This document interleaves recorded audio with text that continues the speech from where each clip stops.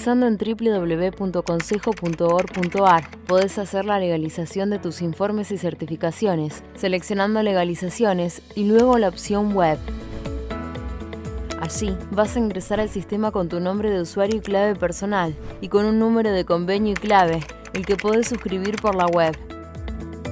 Una vez que ingresaste, elegís la opción que estás buscando y listo. Dentro de nuestra página vas a encontrar conferencias en nuestra biblioteca de contenidos. Ingresando a la opción Reuniones científicas y técnicas, vas a poder elegir el contenido que estás buscando y al hacer clic, ver el video de forma online y descargar el material de la reunión. Si querés hacer un curso de capacitación, la DAC te brinda varias opciones. Podrás acceder ingresando a e-learning y luego a cursos virtuales. Allí te podrás inscribir en el curso o capacitación que más te guste. Si lo que buscas es asesoramiento profesional, estás a un solo clic de distancia. Podés hacerlo ingresando en Asesoramiento opción web. Completás el formulario a base de tu consulta y luego serás contactado por uno de nuestros profesionales. Uno más de nuestros servicios es el sello editorial Edicon, y ahí podés encontrar todas las publicaciones y colaboraciones técnicas. Además, ingresando a nuestro menú Servicios, Consejo Salud, vas a enterarte de todas las novedades de Centro Médico, Farmacia, Simeco e Integrar Plus. Estos y muchos temas más están disponibles en nuestra web www.consejo.org.ar. Envíanos tu consulta a consejoescucha@consejo.org.ar o llama al 5365 8950 y un colaborador se estará comunicando con vos. Te acompañamos sin que te muevas de tu casa. Consejo 75 años. Gestión y futuro.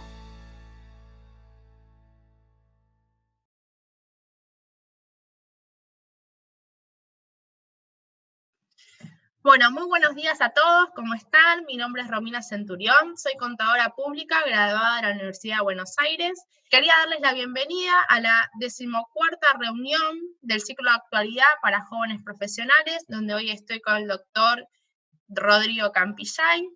Vamos a tratar hoy temas de actualidad respecto de lo que es el comercio electrónico, vamos a tratar algunos aspectos operativos de la moratoria y también el tratamiento impositivo de los alquileres. También quisiera agradecerle a la doctora Ludmila Parodi, quien ha trabajado con nosotros para la presentación del día de hoy, pero que por motivos personales no ha podido asistir a la conferencia, a quien le mandamos un saludo muy grande. Y bueno, antes de comenzar también quisiera agradecer a la doctora Gabriela Russo y al Consejo por este espacio y también por el enorme esfuerzo que están realizando para la capacitación de los colegas para todos los profesionales en ciencias económicas. Comentarles también que este ciclo se coordina desde la Comisión de Jóvenes Profesionales, a la cual también los invito a inscribirse y participar. El propósito de la comisión es potenciar el desarrollo de los jóvenes, acompañarlos desde el inicio de su carrera, de su profesión, brindando un espacio de debate, de reflexión, de integración entre los colegas, donde cada uno puede aportar su experiencia. La dinámica consiste en reunirnos el primer y tercer lunes de cada mes, así que quienes estén interesados en participar pueden ingresar a la página del Consejo y dentro del menú, en el área de comisiones, aparece la Comisión de Jóvenes Profesionales. Allí podrán inscribirse o acceder al mail del asesor técnico, quien les brindará la información que necesiten. Así que bueno, espero que les sea de gran utilidad el tema de hoy. Rodri, no sé si querés agregar algo más, y si no, si estás de acuerdo, ya le damos inicio a la charla del día. Bueno, buenas tardes a todos. Gracias, Romina. Bueno, no, muy completa tu presentación, así que la realidad es que estamos en condiciones de arrancar. Como siempre, agradecerles a las autoridades del Consejo por el espacio, especialmente a Gabriela Russo. Y bueno, de todo corazón deseamos que sea de utilidad, como todas las cuestiones que estamos debatiendo y todos los temas que estamos lanzando prácticamente desde el inicio de esta pandemia, ¿no es cierto, Romy? Así es. Así que bueno, Si estamos de acuerdo, entonces, como para esquematizar, vamos a ver, un poco la idea de este encuentro no es un encuentro muy largo realmente en cantidad ni en contenido, porque lo que queríamos hacer, digamos, a esta altura del año, es un poco hablar de algunos temas que son importantes, que son de la práctica diaria, algunos temas de actualidad. Vamos a arrancar hablando en materia de alquileres, vamos a dar algunos tips, vamos a profundizar algunos temas y otros ya los venimos dando durante el ciclo. Vamos a hablar un poquito después en la segunda parte, algunas cuestiones muy puntuales de moratoria, y después vamos a desarrollar un poquito más en profundidad lo del comercio electrónico, que es lo que estamos debatiendo desde la comisión. Por eso es importante, como bien decía Romina, acercarse a la comisión, porque es un lugar, digamos, justamente donde podemos debatir y donde podemos nutrirnos todos de manera conjunta. Así que, bueno, arrancamos entonces. Comenzamos. Tema alquileres, Romy. Empezamos un poquito, a ver, la realidad es que estuvimos debatiendo este tema, ¿por qué? Porque hemos recibido consultas que tienen que ver justamente, digamos, con los propietarios de los inmuebles, específicamente, en decir, bueno, en materia de COVID, ¿qué está pasando con esto, no? De que desde marzo hay muchos que, algunas actividades específicamente, podemos dar como por ejemplo la gastronómica, han, digamos, por toda esta situación que estamos viviendo, la realidad es que muchos han dejado de cobrar el alquiler, de percibir el alquiler. Entonces, creo que son muchas las consultas que hemos recibido y la realidad es que nosotros, digamos, en materia fiscal, nuestro rol como contadores sería analizar un poco cómo es el tratamiento de estos alquileres, ¿no? Entonces, ya vamos a ver que hay algunas respuestas que nosotros no podemos dar, o mejor dicho, no es la que el cliente quiera escuchar porque exceden a nosotros, ¿no? Es decir, hay un tratamiento en la ley y nosotros debemos cumplirlo. Entonces, lo que nos pusimos de acuerdo sería un poquito en repasar cómo es el tratamiento de estos alquileres y ver qué es lo que pasaría, digamos, con esta situación de la pandemia. Entonces, para repasar, a ver si te parece bien, Romy, podemos arrancar en materia de monotributo. ¿Estamos bien? A ver, ¿cómo podemos hoy, es decir, una persona que es propietaria de inmuebles, ¿no? Que alquila, que lo alquila específicamente, creo que nosotros estamos apuntando al alquiler comercial, ¿no? Sí, También podría esto encuadrar en el alquiler de vivienda, donde vamos a hacer algunas salvedades. sí, Pero la realidad es correcto. que si soy una persona, estamos bien, propietaria de inmuebles, yo podría hacerlo bajo la figura del monotributo, ¿ok? Entonces, bajo la figura del monotributo siempre y cuando cumpla requisitos. Ahí lo que tenemos que analizar son requisitos de facturación, no podemos perder de vista el límite máximo de facturación, que esto ya lo hemos charlado en otros encuentros, y lo que tenemos que hacer hincapié acá tiene que ver con el tema de las unidades de explotación. Recuerden que en el régimen de monotributo no puedo, estamos bien, tener más de 3 actividades y o unidades de explotación. Y esto es fundamental porque, digamos, también con algunas consultas que se han hecho, y acá es donde vamos a dar un tip de utilidad que también muchos nos han consultado, que tiene que ver con, por ejemplo, cuál es el tratamiento que tienen las cocheras. Por más que la cochera tenga, digamos, esté identificada con una misma nomenclatura catastral, si se cuenta como una unidad de explotación por afuera de lo que es el inmueble, ¿no es cierto? Si estuviera alquilada. Entonces, si estuviera alquilada, la FIP contestó, digamos, en un dictamen del 2019, que, digamos, la cochera se computa como una unidad de explotación más. Por lo tanto, digamos, es cada vez menos la cantidad de los que pueden resolver, digamos, regularizar su situación impositiva con el monotributo en materia de alquileres. ¿Estamos bien? O sea, me parece que esos son los puntos fuertes que deberíamos analizar ahí. Y un tema fundamental, que, bueno, no sé si fundamental, pero sí importante, que muchos a veces en la práctica profesional no lo tienen presente, lo hemos visto, lo hemos conversado justamente en charlas que estamos dando, que aquellos que se dediquen pura y exclusivamente a la actividad de alquiler de inmuebles, tienen la posibilidad de, en el monotributo, pagar la cuota pura, es decir, la cuota correspondiente a IVA y a ganancias, y no así la parte de las cotizaciones previsionales. ¿Estamos bien? Esto está en Exacto. el artículo 62 del decreto 1 del 2010, que aún se encuentra vigente. Sí, Romy, disculpa que ahí Sí, correcto. No, claro, que justamente solamente pagarían el componente impositivo y una cosa no menor que también tienen que recordar, aunque parezca una obviedad, pero corresponde mencionarlo, que sí o sí ese inmueble que yo estoy alquilando lo tengo que tener presentado en mi declaración jurada de bienes personales, ¿no? Por supuesto, o sea, eso es algo que también en la práctica suele suceder, que a veces, bueno, quiero alquilar este inmueble, ok, este inmueble, ¿cuándo lo adquiriste? ¿Lo venís declarando? O sea, eso también es importante, o sea, ver el tema de la facturación, que para este año es 1.700.000 pesos, no lo puede exceder para hacer monotributo, si no te deberías tributar por el régimen general. Ver el tema de las unidades de explotación, qué factura debo emitir, si soy un monotributista voy a emitir una factura C con alguna particularidad, si soy un irresponsable inscripto voy a emitir una factura B. Entonces también estas cuestiones que hay que tener en cuenta para asesorar al cliente. ¿Va a intervenir una inmobiliaria o no? O sea, ¿cómo voy a hacer yo la factura? ¿Lo voy a hacer yo como propietario directamente o lo va a hacer la inmobiliaria como intermediario esa factura? Eso también son todos puntos que hay que tener en cuenta y cuando hacemos el relevamiento con el cliente para ver esta situación, hacerle todas estas preguntas para nosotros saber de qué forma debemos asesorarlos y cómo deberían quedar encuadrados, ¿no? Muy bien, excelente. Gran aporte el de bienes personales, que hoy es un impuesto que parecía que, digamos, iba a ir desapareciendo a lo largo del tiempo y hoy están todas las portadas de los diarios hablando de bienes personales. Con lo cual me parece un aporte muy interesante entender de que una cosa no tiene nada que ver con la otra y puedo ser contribuyente de bienes personales.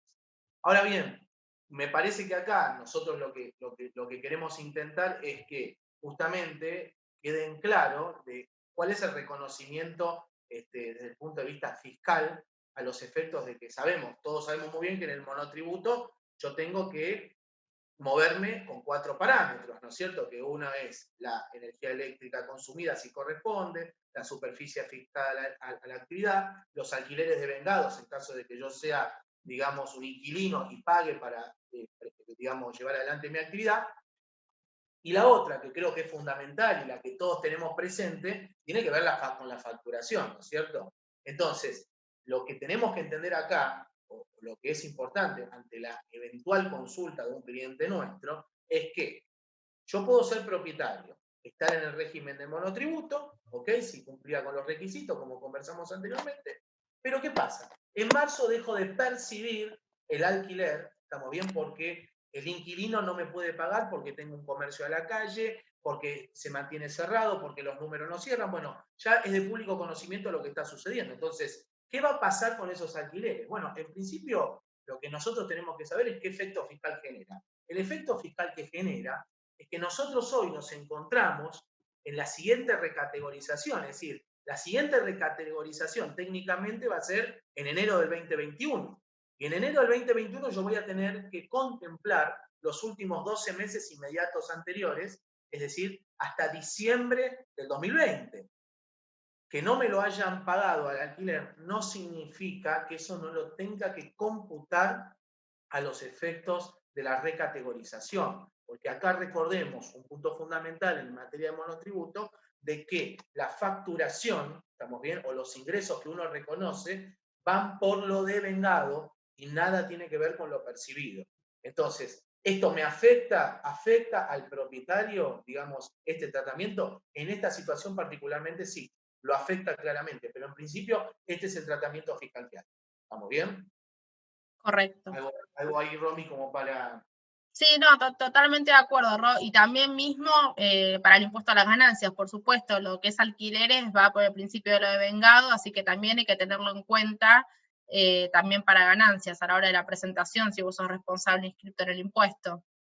Correcto. En materia de impuesto a las ganancias, es una renta de primera categoría, por lo tanto también el criterio de reconocimiento de la renta es también por lo devengado con independencia, digamos, de que lo haya cobrado o no.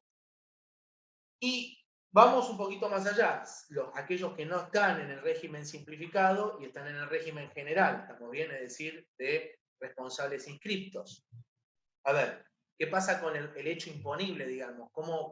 ¿Qué pasa con el impuesto al valor agregado? Bueno, en primer lugar, ahí tendríamos que repasar algunas cuestiones, digamos, ¿no? Es decir, aquellos inmuebles donde el inquilino, digamos, lo destina pura y exclusivamente a casa habitación, sabemos bien que en la ley del impuesto al valor agregado están exentos justamente del impuesto, ¿no es cierto? Entonces, pero todos aquellos, digamos, alquileres, excepto lo que son alquileres, digamos,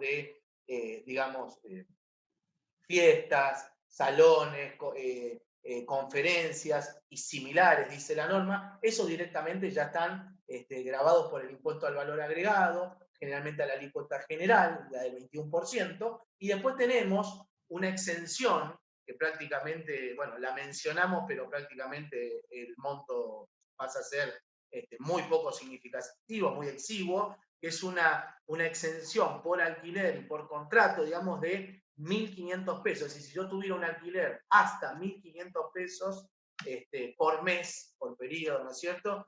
Quedaría exento del impuesto al valor agregado. Si supero los 1.500 pesos, queda agravado. Estamos hablando de locales a la calle, de comercio, de todas esas cuestiones, digamos, ¿no es cierto? Entonces, la realidad es que lo que nosotros tenemos que apuntar ahí es qué pasa con el hecho imponible del impuesto al valor agregado. Entonces, cuando uno va a la ley, en la ley claramente deja claro de que uno tiene que reconocer ese débito fiscal o se genera ese débito fiscal en el momento pactado para el vencimiento de lo que es de la percepción del alquiler, digamos, de la fecha fijada para lo que es el pago del alquiler o el de su percepción, total o parcial de los dos, el que fuera anterior. Entonces, volvemos ahí a la misma problemática. ¿Qué pasa con aquel propietario que no está en el monotributo y que tiene que presentar todos los meses la posición mensual del impuesto al valor agregado y se encuentra con que no le están pagando los alquileres? La realidad es que técnicamente ese débito fiscal lo tendría que reconocer con independencia mes a mes, ¿estamos bien? Si así lo dijera el contrato. Estamos hablando que generalmente todos los contratos de alquiler tienen estipulado un pago y una fecha de vencimiento mensual. Por lo tanto, ese débito fiscal se debería declarar aún, aunque no esté cobrando el alquiler. ¿Estamos bien? Entonces, bueno, esta consulta que es muy común, la mala noticia es que prácticamente todo en materia fiscal se está reconociendo por lo devengado. Entonces, se tendría que prever una situación especial. Nosotros estuvimos conversándolo a esto, ¿cierto, Romy? Y lo que ha pasado en la práctica profesional, digamos, mucho, es que propietarios e inquilinos, donde hay una confianza, donde muchas veces hay años de relaciones comerciales, se ponen de acuerdo de manera, digamos, extraoficial o de manera verbal y dicen, bueno, mira, yo estoy pasando por una mala situación ahora, todos estos meses, hasta que esto se reanude, hasta que volvamos a una normalidad que aún todavía no sabemos cómo va a ser. La realidad es que dice, bueno, yo te lo voy a pagar a partir de enero del 2021.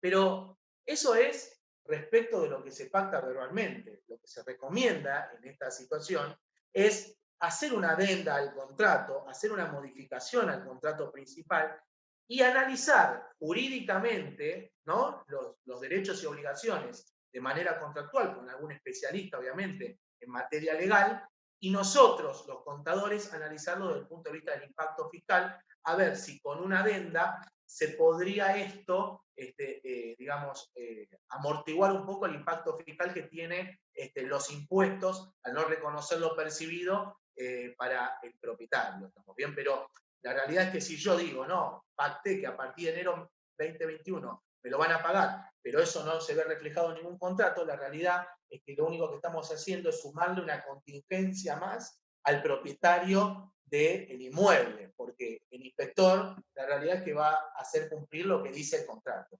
Entonces, todo pacto que se haga es bueno analizarlo desde el punto de vista jurídico y desde el punto de vista impositivo. Esa es nuestra recomendación, ¿cierto? Sí, Bien. correcto. Sí, esto nos viene a traer muchos grises porque para el propietario claramente va a ser exigible Entonces, es un tema controvertido que nos pareció bueno traerlo para que lo tengan en cuenta, porque realmente hoy está en el contexto en que estamos vivimos, claramente nadie se esperaba esto, no se excede, y a como está hoy las leyes y las reglamentaciones, la realidad es que ese propietario debería estar tributando independientemente de si lo cobró o no lo cobró el alquiler. O sea, no está contemplado qué va a pasar con el contexto que estuvimos viviendo durante todo el año y que todavía seguimos viviendo. Entonces, eso es un punto que me parece que en algún momento creo que estaría bueno aclararlo y que sea tratado, porque va a traer muchos problemas a los propietarios, porque van a tener que de repente encontrarse con la tributación de un montón de impuestos que al no cobrarlos les genera un perjuicio, por supuesto, ¿no? Y ya que estabas hablando de los bienes personales, fíjate que la otra vez lo estábamos conversando, acordate a esto, vamos a suponer que todos los meses se va generando un débito fiscal, ¿estamos bien? Que la persona no va cobrando y tiene un crédito contra el inquilino.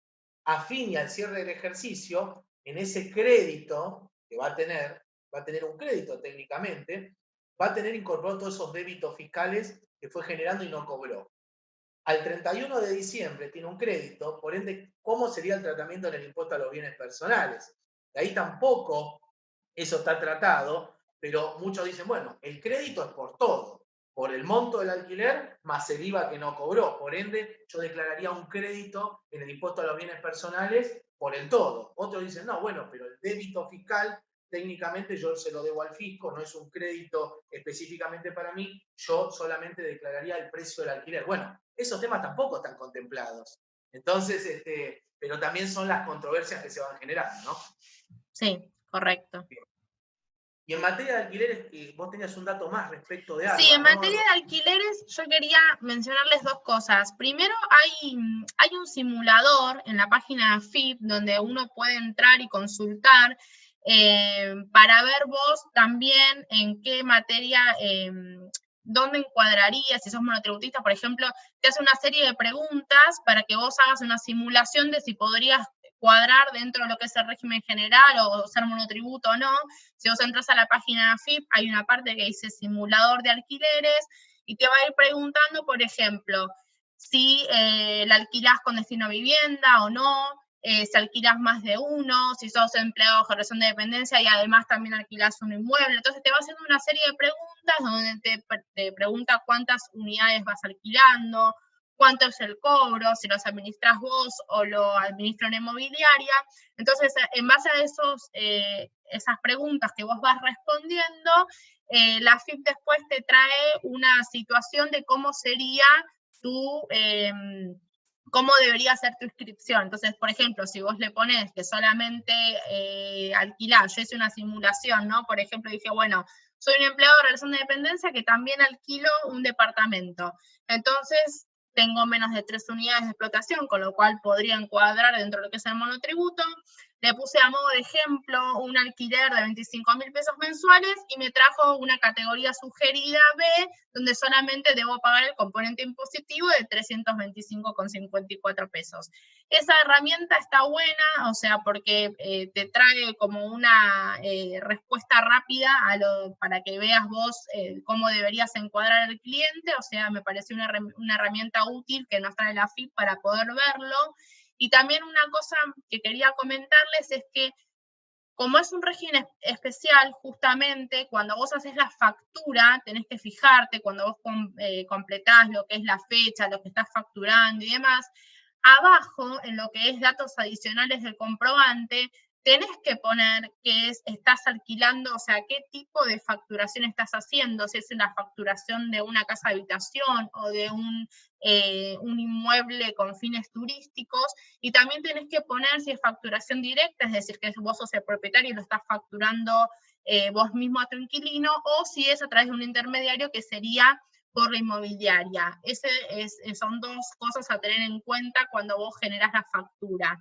Y después, por otro lado, en lo que es la provincia de Buenos Aires, también pagás ingresos brutos por el alquiler del inmueble, pero tiene un importe que lo van actualizando año a año en lo que es la ley fiscal, la ley impositiva vigente para ARBA, para la Ciudad de Buenos Aires. En el Código Fiscal te dice, en uno de los artículos, que es el artículo 184, ahí te dice, por ejemplo, para lo que es el año 2020, la suma sobre la cual vos comenzarías a tributar es el alquiler excede los 24.700 pesos mensuales o 296.400 pesos anuales. Este es un importe claramente mucho más actualizado, entonces me parece que también está bueno mencionarlo porque es algo que es de utilidad, ¿no? También, me parece que va un poco más con la realidad. Entonces, eso como para cerrar el tema de alquileres, me parece que estaría bien. Es muy interesante. Vos sabés que esa herramienta yo no la conocía, así que estoy tomando nota. No sabía que en la FIP contábamos con esa herramienta. Sí, te digo, me parece que es algo relativamente nuevo porque yo lo descubrí esta semana hablando con una colega que justo me venía a preguntar, me dice, che, mira, tengo un cliente, ¿viste? Por eso está bueno esto de tener contactos con los colegas y entre nosotros y charlar y bueno, esto un poco también es lo que hacemos en la comisión, ¿no? Uy, me surgió este caso, entonces dice, no, ¿sabes qué? Yo me fijé en tal lugar, entonces eso también está bueno, eso es un poco lo que hacemos y a partir de eso, justamente a raíz de la pregunta de una colega, me puse a buscar y ahí encontré esta herramienta que realmente la desconocía, pero bueno, esta semana la descubrí y me pareció bueno traerlo porque es muy intuitivo, es fácil, te hace 3, 4 preguntas y ya enseguida te trae como el encuadre que debería aplicar para el contribuyente, así que está bueno. Bien, perfecto. Y el último tema me parece que yo no mencioné que estaría bueno, lo hemos tratado también en otros encuentros, pero que tengan presente, digamos, que luego de la reforma fiscal y toda esta cuestión, el monotributo, digamos, aquellos que tienen un inmueble, digamos, en condominio, 2 hermanos, es decir, donde hay más de un propietario, pueden darle el tratamiento fiscal de anotarse en el monotributo, no al condominio en sí, sino a cada uno de los sujetos, donde uno es el que va a tener que facturar agregando los datos del otro, generalmente el de la quit más vieja, pero tengan presente de que para que eso suceda, cada uno de manera individual va a tener que cumplir con los requisitos de poder estar en el monotributo, ¿muy bien? Y tomar a ese condominio como una unidad de explotación más. Entonces, en ese caso, si uno de los condóminos, perdón, no cumplirá con el requisito, entonces ese condominio pasa como estar en el régimen general y tendrán que asignar el impuesto a las ganancias y la utilidad a cada uno de ellos, bueno, pero cada uno después tendrá su actividad personal, digamos, pero está bueno tenerlo presente. Creo que nada más, ¿no? No, creo que estamos bien, podemos continuar. En materia de alquileres estamos bien. Bueno, tema moratoria 2020. También estamos hablando un poquito de cada, ¿no es cierto? Sí. En materia de moratoria, bueno, ya hace tiempo que venimos conversando, bueno, hay a disposición por parte del Consejo un montón de material y de temas importantísimos, muy interesantes, incluso de práctica. Lo te hicieron una simulación en una de las charlas muy interesantes, ¿no, Romy? De moratoria. Sí, de hecho ha sacado un ciclo especial para la moratoria, que la sacó la Comisión de Estudios Tributarios, donde ahí es muy interesante porque es muy completo. Son 5 charlas donde van tratando todos los puntos de la moratoria, así que los invito a que lo vean, está en el canal de YouTube del Consejo. Es muy completo y es muy didáctico, así que sí, los invito a que lo vean porque realmente es muy bueno. Bien. Y creo que una de las cuestiones que nosotros hemos conversado, que me parece que estaría bueno reforzar operativamente, es que, digamos, hemos conversado, lo hemos visto ya en la práctica profesional, es que qué pasa cuando yo, digamos, consolido, digamos, tengo una deuda importante. A ver, cuando hablamos de importante o la importancia de una deuda, eso va a depender de la magnitud y de cada contribuyente, porque lo que es poco para uno, a lo mejor es mucho para el otro.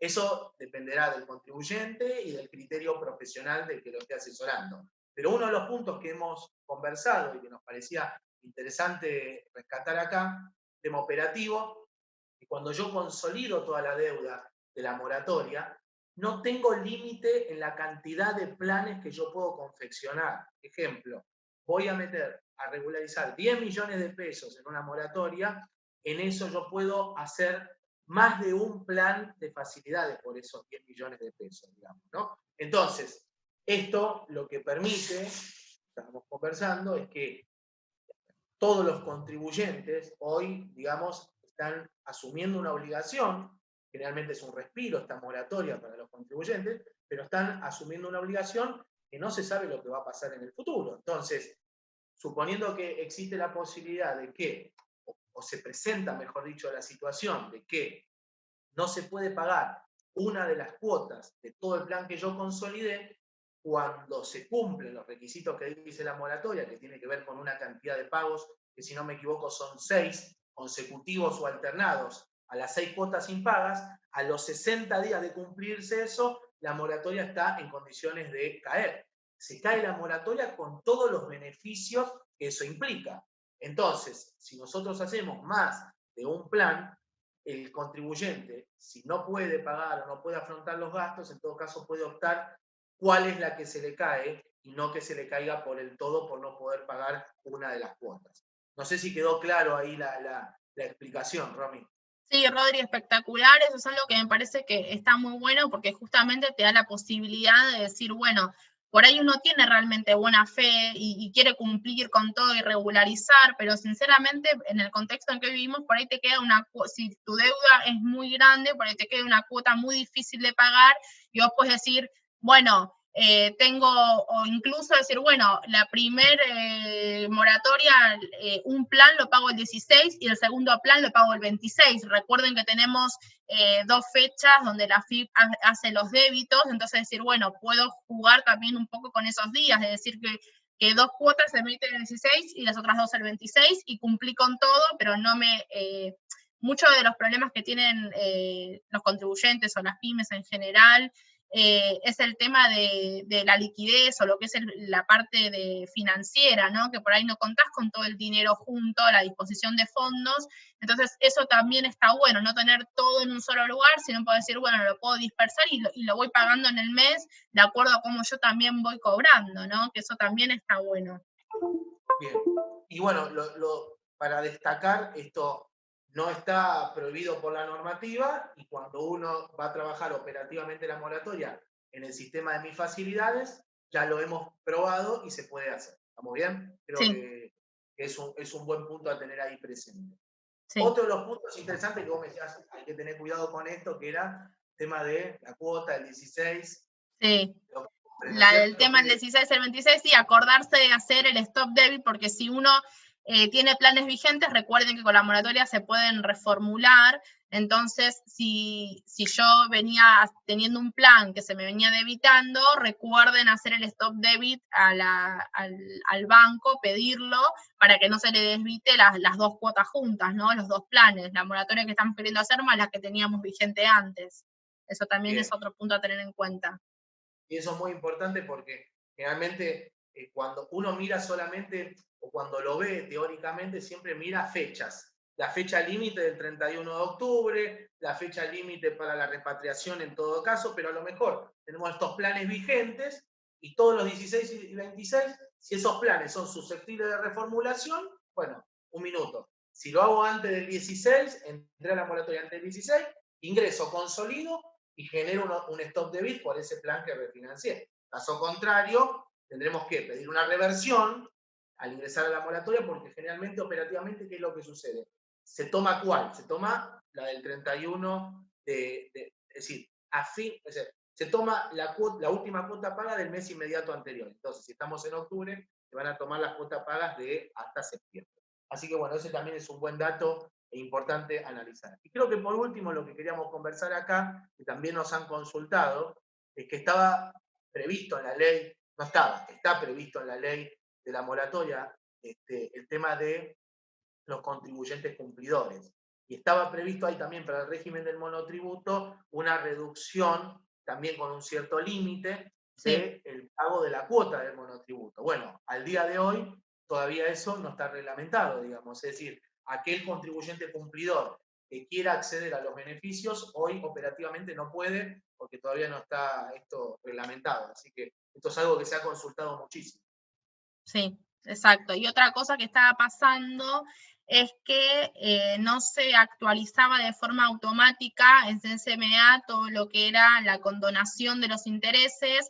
Yo ayer justo consolidé una moratoria y ya me apareció bien, con lo cual están trabajando en AFIP para que ya esto sea de forma automática, el barrido de la condonación ya te aparezca directamente en CSMA. Que eso era algo que no pasaba, pero a mí ayer me pasó y con un cliente y ya me apareció directamente esa condonación, pero si no, si a alguno le pasara de que esa condonación no le aparece de forma automática, desde presentaciones digitales lo podés pedir a la agencia y ellos también lo hacen. Así que eso también es un buen punto. Generalmente esto sucede mucho en los contribuyentes que no ingresan a la moratoria, pero, digamos, por tener antes de la publicación de la ley, de la moratoria, digamos, regularizadas ciertas cuestiones, hay intereses que le han quedado condonados. Sí. Entonces, no ingresan operativamente a la moratoria, pero le corresponde por ley esa condonación, entonces no se les ve de manera automática, ¿no es cierto? Claro. O sea, hay que solicitarlo, digamos, hay que sí. hacer un procedimiento. Sí. Bueno, bárbaro. Yo tomo nota de todo lo que decís, ¿eh? Estás tirando datos muy interesantes. Bueno, Igual, estamos igual. Es la diaria, Ro. es la diaria. Bien, bueno, creo que en moratoria no teníamos previsto decir mucho más y ya pasamos a hablar un poquito en materia de comercio electrónico, ¿no? Bien. Dale, perfecto. Nos pusimos de acuerdo con esto. Bueno, lo que nosotros queríamos conversar acá es hablarles específicamente, digamos, de el desarrollo del comercio electrónico. El desarrollo del comercio electrónico, la realidad es que viene en aumento en los últimos años. Y obviamente, obviamente con ventajas, ¿no es cierto? Nosotros acá claramente en materia sobre todo de la pandemia, ¿estamos bien? En la pandemia, ahora desde marzo hasta acá, creo que ha crecido, leí una nota, un 600% el comercio electrónico. Realmente todo va por ahí, ¿no? Entonces, acá lo que nosotros planteamos son las ventajas, ¿no? Posibilidades de llegar a distintas partes del país, del mundo, reducción de costos fijos relacionados a tener un local, esta posibilidad de interactuar con los clientes prácticamente en cualquier horario. ¿Cuántas personas se levantan ahí desveladas, entran y hacen una consulta a las 5 de la mañana para comprarse un pijama, por ejemplo? O te Entonces, olvidaste de hacer el regalo del Día de la Madre, por ejemplo, y dices, uy, tengo que entrar, entonces entras rápido, te fijas en la plataforma qué podés comprar, y decís, bueno, le mando un desayuno, le mando un regalito. O sea, la realidad es que las ventajas de la comodidad, ¿no? No solo de la reducción del gasto fijo, de tener un local de repente a la calle, sino que también te permite interactuar de forma virtual y captar más clientes, porque por ahí vos teniendo un local cerca de tu casa, poner no le vendías a un cliente de, no sé, Chaco, Córdoba, Mendoza, o sea, de repente tenés acceso, si bien era algo que, a ver, las plataformas que hacen estas ventas ya existen desde hace muchos años, no es algo nuevo, pero sí la pandemia vino como a potenciarlo más y a reforzarlo, decir, bueno, estoy desde mi casa o de repente el empleado bajo relación de dependencia que dice, bueno, trabajo un rato desde la compu en casa y otro rato, no sé, me gusta vender y tener un emprendimiento personal que antes no tenía tiempo de hacerlo, entonces ahora lo puedo hacer. Entonces también estas cuestiones que nos vienen a traer un nuevo escenario donde podemos emprender y acá también entra todo lo que es el comercio electrónico, ¿no? sí, y un tema importante también, a ver, creo que todos conocemos a alguien que ha decidido emprender con el tema de la pandemia, ¿no?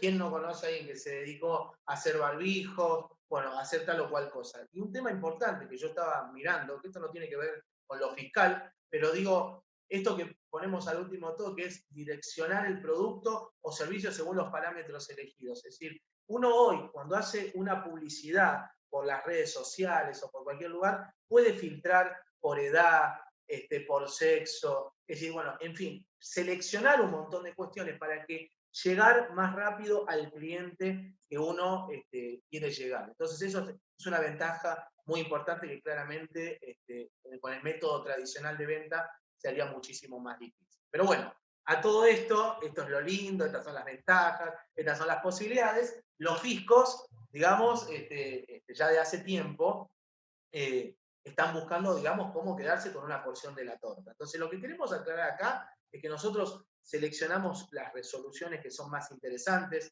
a nivel nacional, vamos a hablar algo en materia provincial, pero sí me parece fundamental es que, a ver, lo que vamos a hablar acá nosotros es que vamos a dar ejemplos donde a veces uno se sorprende porque dice, pero todavía sigue faltando esa cultura tributaria en la República Argentina que no tiene que ver con lo de evadir, sino justamente como bien dijiste vos, soy empleado en relación de dependencia, me abrí una cuenta en Mercado Pago, fabrico barbijos y vendo. Ah, me tenía que anotar en monotributo, ah, tenía que ser responsable inscripto. La gente no lo sabe. Entonces, ahí estamos nosotros permanentemente en una comida charlando un poco, no, tenés que hacer esto, no tenés que hacer esto, tenés que regularizar, etc. Entonces, lo que vamos a hablar nosotros son resoluciones que alcanzan a qué? Que alcanzan a medios de pagos electrónicos, ejemplo, Mercado Pago, por ejemplo, a plataformas como Mercado Libre, donde son intermediarias entre la oferta y la demanda y donde se concertan de manera electrónica una compraventa de un producto, que ya vienen vigentes de hace años. Creo que la más nueva que vamos a conversar, que es la primera que vamos a desarrollar ahora, es de noviembre de 2019, si no me equivoco. Esta es la más nuevita, pero todas las anteriores ya tienen sus años. Entonces, vamos a ir viendo eso y vamos a ir dando ejemplos, generalmente con incumplimientos que se fueron dando. ¿Tá? Bueno. Entonces, una de las resoluciones que tenemos acá es la resolución general 4622. Esta es, como bien habíamos dicho, es de noviembre del 2019. Entonces, o sea, acá ¿qué es lo que está alcanzando? Esto es una retención que está alcanzando, digamos, el medio de pago, ¿no es cierto? Este medio de pago, es decir, si yo cobro por Mercado Pago, me va a alcanzar esta retención. Si yo cobro con las tarjetas de crédito, me va a alcanzar esta retención. Entonces, al haber un medio de pago electrónico, ¿estamos bien? Entra dentro de lo que es esta resolución general 4622. Creo que acá lo que dejamos es un pequeño resumen, está muy clara, pero me parece que es importante acá destacar. Hablemos de algunas cuestiones, ¿no? A ver si te parece, Romy. Sí. Primero, en principal, digamos, ¿a quiénes alcanza? Es decir, ¿quiénes van a sufrir esa retención? Si yo vendo, ¿estamos bien? Y vendo con tarjetas de crédito o vendo por Mercado Pago, cuando me hagan los pagos, cuando me hagan las transferencias, se van a quedar con una porción de mi pago.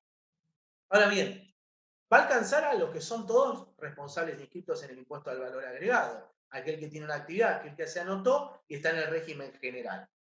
Pero hablemos del punto B, que me parece que es lo que genera mayor controversia, que tiene que ver con aquellos que no se han anotado, ni siquiera en el monotributo ni como responsables inscritos. Entonces, acá lo dice bien clarito, si yo realicé durante el mes 10 ventas, es decir, más de 10 ventas, y los montos son iguales o superiores a 50.000 pesos, significa que me van a retener. ¿Estamos bien? Y me van a retener, ¿de qué manera? Fíjense que acá abajo nosotros dejamos las alícuotas generales, ¿no es cierto? Que van de un 0,5 a un 3%, dependiendo del medio de pago, y también si estoy o no dentro de un anexo que establece la resolución general. Pero analicemos en la parte que habla de los no inscriptos específicamente. A los no inscriptos, es decir, aquel empleado en relación de dependencia que está comercializando y cobra por Mercado Pago, aquel jubilado que inició un emprendimiento o aquel que no regularizó su situación y nunca se anotó en nada, le van a retener el 10,5% de IVA y el 2% de impuesto a las ganancias, ya sea que venda por tarjeta de crédito o por otro medio electrónico. Entonces, lo interesante acá es que estamos viendo que aquella persona que no está inscrita correctamente tiene un perjuicio, ¿estamos bien? Tiene como una especie de castigo, porque son montos significativos de retenciones. Ahora bien, están exentos de esta resolución, por ejemplo, lo deja bien clarito, los monotributistas. Es decir, si yo soy un monotributista que realizo comercio electrónico y vendo y me van a pagar por estos medios, la realidad es que tengo la exención por ser monotributista. también va a estar exento, habla de la microempresa. Recordemos acá que la microempresa es según, digamos, la clasificación que le da en función de la facturación y el tipo de industria a la Secretaría PYME. Pero acá va a ser fundamental que contar con el certificado MIPYME vigente. Y después están las potenciales microempresas, que son aquellas que no poseen el certificado MIPYME por alguna cuestión, que tienen que hacer un trámite adicional dentro de su, digamos, nomenclatura y en el sistema registral para que no les hagan este tipo de retenciones. ¿Tá? Pero me parece que acá lo más importante, creo que hay dos cuestiones, ¿no? Es, si no me inscribo, me van a retener a las alícuotas más altas. Si estoy inscrito, ojo, prestemos atención, fundamentalmente a qué.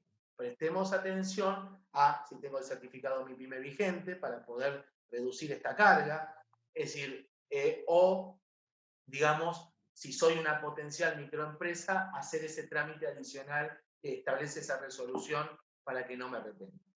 Creo que, no sé, Romy, si vos Sí, querés agregar algo acá. Sí, en realidad esto, o sea, lo que nos viene a mostrar el cuadro de abajo, creo que lo que se ve claramente es cuál es la diferencia, a ver si vos te inscribís 50.000 pesos, o sea, es un monto que es significativo, pero tampoco es una locura, o sea, llegás muy rápido, o sea, lo alcanzás rápido con 10 ventas, de 5.000 pesos ya estás en condiciones de que te inscribas.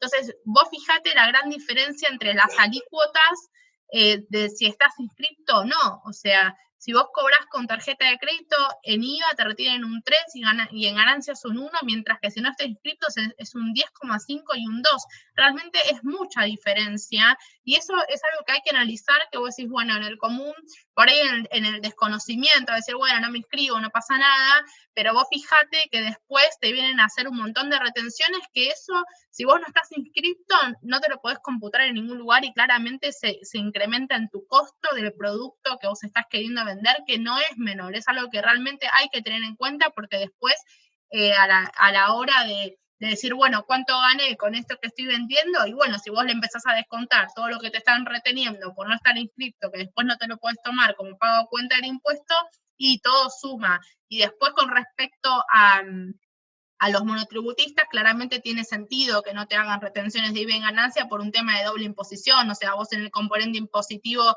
del monotributo, recuerden que ustedes están pagando IVA y ganancias, con lo cual tiene lógica que no te hagan estas retenciones adicionales.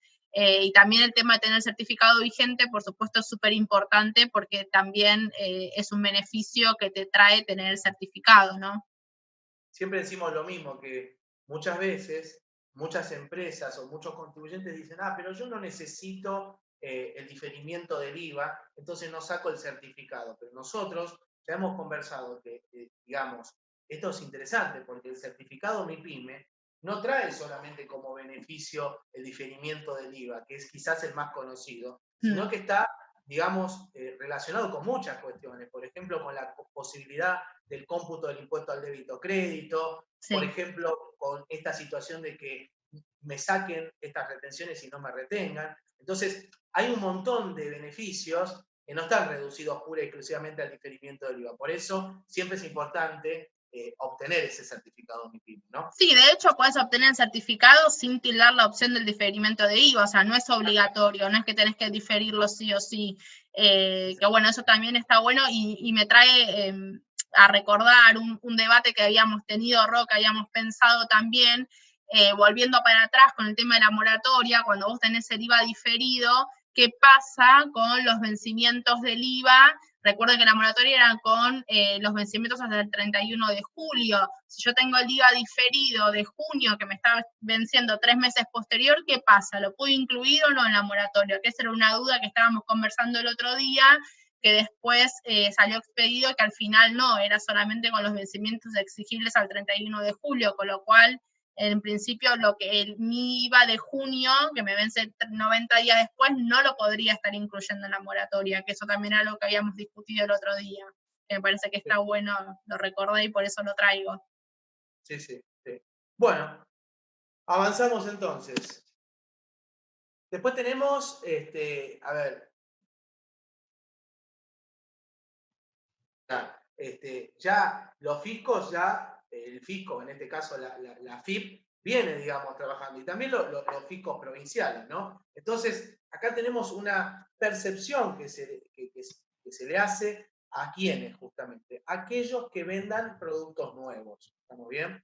¿Y quiénes me van a hacer la percepción? Justamente los que me van a hacer la percepción son estas plataformas donde yo concerte mi operación. Por ejemplo, Mercado Libre. ¿Estamos bien? No sé, yo no soy mucho de comprar, soy medio de la vieja escuela, pero no, además de Mercado Libre, entiendo que habrá otras plataformas donde uno puede comprar y vender. Justamente estas resoluciones alcanzan a estas plataformas, y las plataformas obviamente tienen que hacer cumplir estas resoluciones. Entonces, qué interesante esto, ¿no? O sea, volvemos a lo mismo. ¿A quiénes alcanza? A los sujetos que están dentro del impuesto al valor agregado. O sea, igual que el anterior.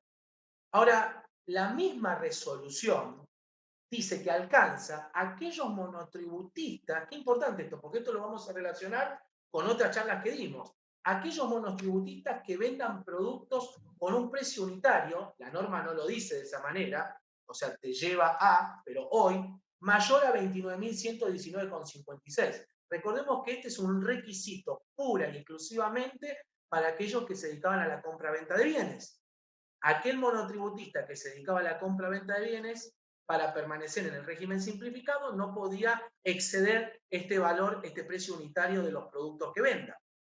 Dice acá, o que supere los montos máximos establecidos para el régimen. Entonces, ahora lo vamos a ver, ¿no? Y después dice, aquellos que no acrediten la inscripción y se verifique que en el mes calendario realizaron 10 ventas o más y el valor total de las mismas es igual a superior a 40.000 pesos. Entonces, quedamos todos dentro de la órbita. El que estaba inscripto como responsable inscripto va a tener este tipo de percepción. El monotributista, aquel monotributista que esté con un incumplimiento fiscal, va a ingresar también acá, y también aquellos que no acrediten una inscripción y que hagan 10 o ventas más y además tengan ese monto. Ahora, qué curioso esto.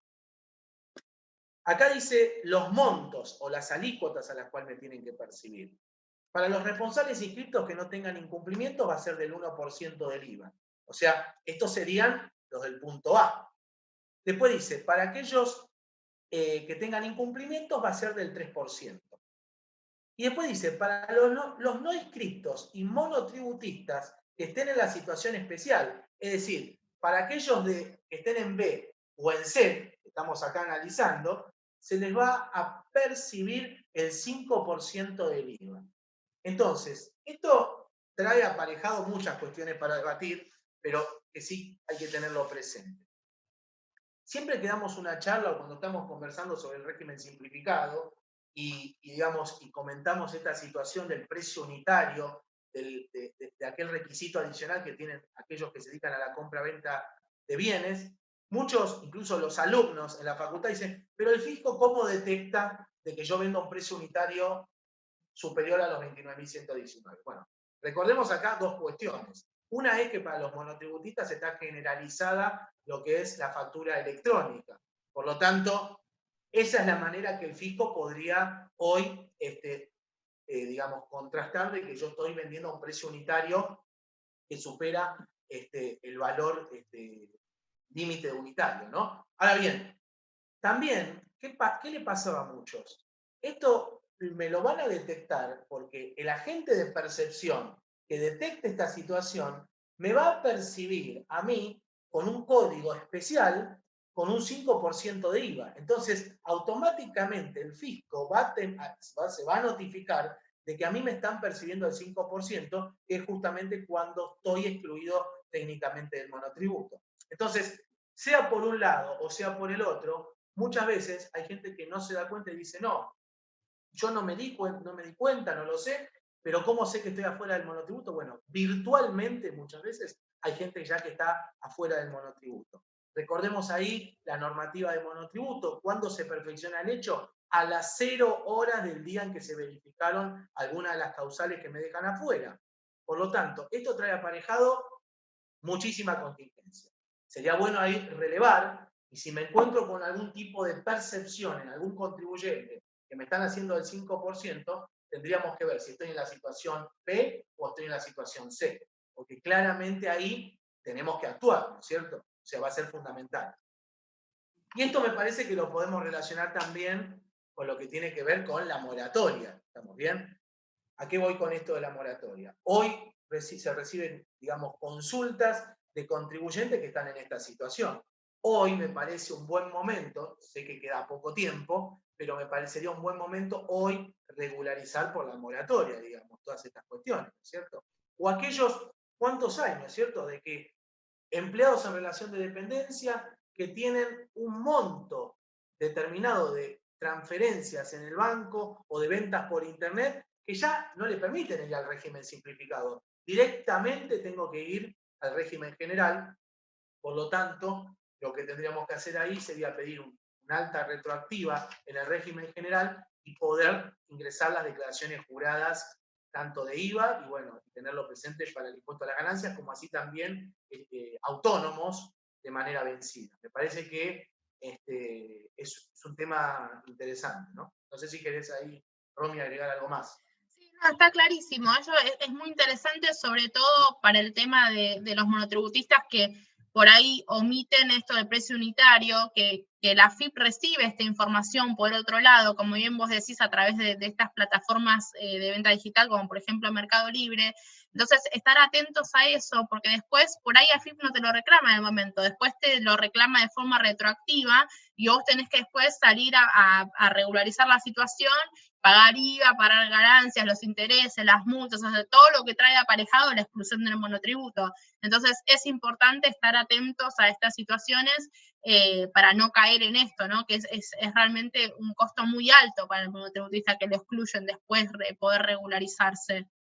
Totalmente. Y me parece también que esto lo podemos relacionar con lo que conversábamos la otra vez. Recordemos que hoy tenemos dos situaciones.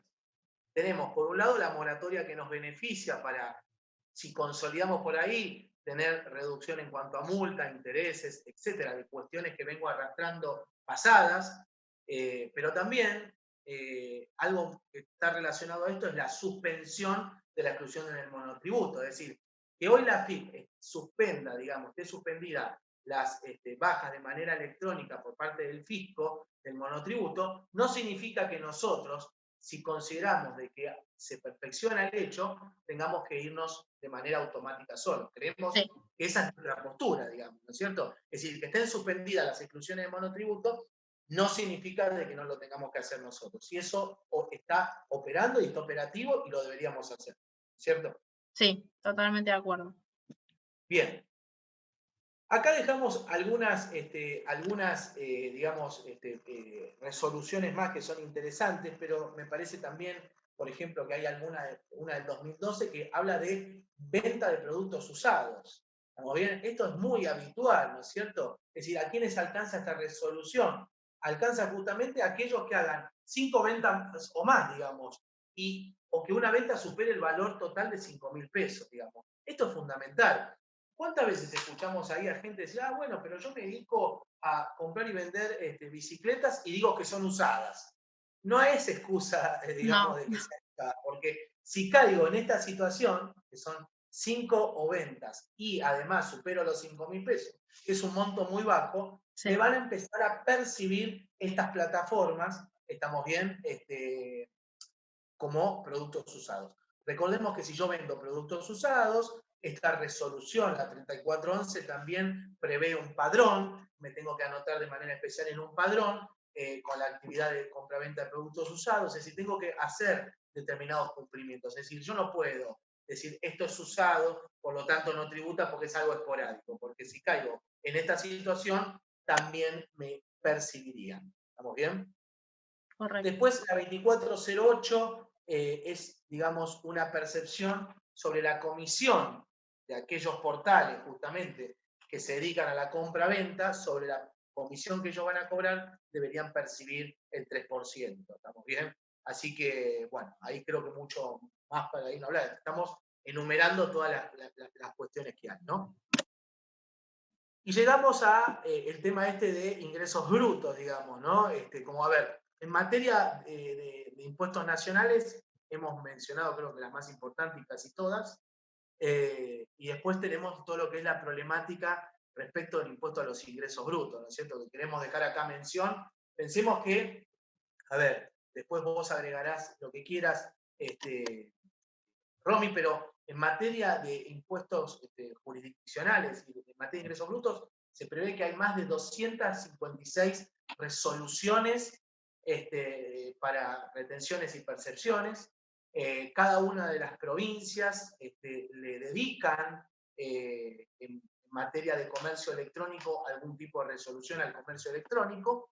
Y la problemática con la que nosotros nos encontramos es, bueno, ¿qué está pasando? Porque, digamos, cuando yo, desde acá, desde la Ciudad Autónoma de Buenos Aires, por ejemplo, presto un servicio virtual o lo que sea, o vendo una mercadería, cuando participan, digamos, el comercio electrónico, o cuando yo recibo una transferencia bancaria directamente de alguna de las provincias, me están justamente reteniendo en algunas jurisdicciones. Muchas veces corresponde y muchas veces no necesariamente corresponde. Entonces, tenemos una resolución que es la 14 del 2017 de la Comisión Arbitral, que lo que dice técnicamente es que cuando una operación se concerta por Internet, muy bien, por un medio electrónico, tiene sustento territorial, justamente eso le da sustento territorial. El haberlo hecho y el haberlo perfeccionado por Internet es lo que le da el sustento territorial. Por ende, ahí lo que tendríamos que analizar sería cuál es el domicilio del adquiriente.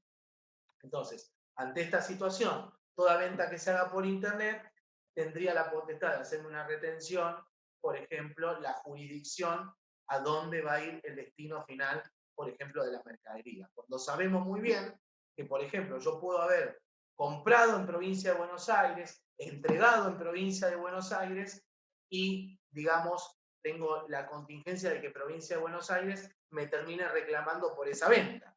Entonces, hoy el contribuyente se encuentra, digamos, en una situación bastante complicada porque, sí, estamos sumando contingencias, porque muchos dicen que la comisión arbitral no puede crear hechos imponibles. Entonces, con esta normativa, muchos fiscos provinciales están tomando de eso para hacerme las retenciones. Bueno, es una problemática permanente porque trae trabas comerciales. Hubo un fallo de la justicia hace poco, que lo hemos comentado la otra vez también, de que no sé en qué jurisdicción era específicamente, no recuerdo si era Tucumán, donde aquel que lo mencionaban como agente de retención, los proveedores no le querían vender porque si no, venderle a él implicaba incrementar saldos a favores.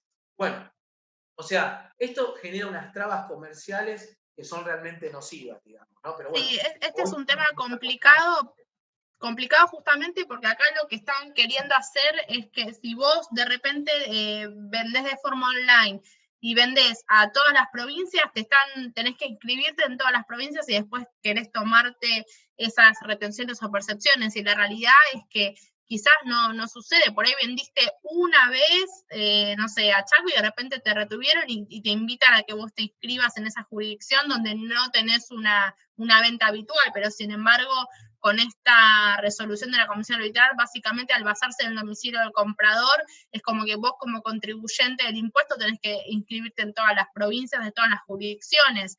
Y es uno de los grandes problemas que tiene este impuesto de ingresos brutos, es que al ser jurisdiccional vos no podés compensártelo entre jurisdicciones ni con otros impuestos ni nada, es como que te queda ese saldo a favor ahí y no podés hacer mucho. Entonces esto también es un tema que es medio controvertido y bueno, por eso lo trajimos acá para comentarlo, porque bueno, justamente nos genera un poco trae controversias, ¿no? Digamos.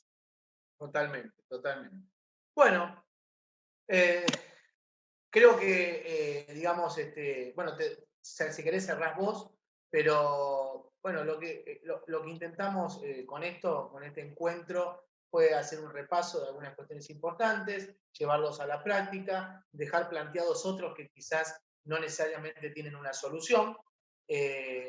Realmente yo espero de que sea de mucha utilidad y de que sirva justamente para esto, ¿no? A veces nosotros no podemos bajar todas las soluciones, sino que sirva justamente para generar debate y para rever, y también que sirva incluso para concientizar a nuestros clientes, ¿no es cierto? Porque hoy en la Argentina, repito, la Argentina se caracteriza, gracias a Dios, por tener mucha gente que emprende, mucha gente con ganas de salir adelante, y me parece que eso no es acompañado muchas veces de una cultura tributaria, una cultura fiscal, y me parece que uno de los roles nuestros como profesionales justamente tiene que ver con eso, ¿no?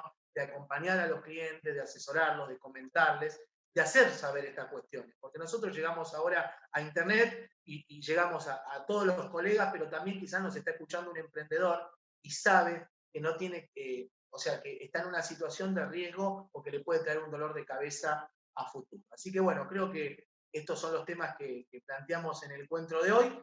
Y bueno, nada, gracias Romy, me encanta siempre, como te lo digo, compartir con vos. Le mandamos un beso a Ludmila y bueno, te dejo la palabra a vos.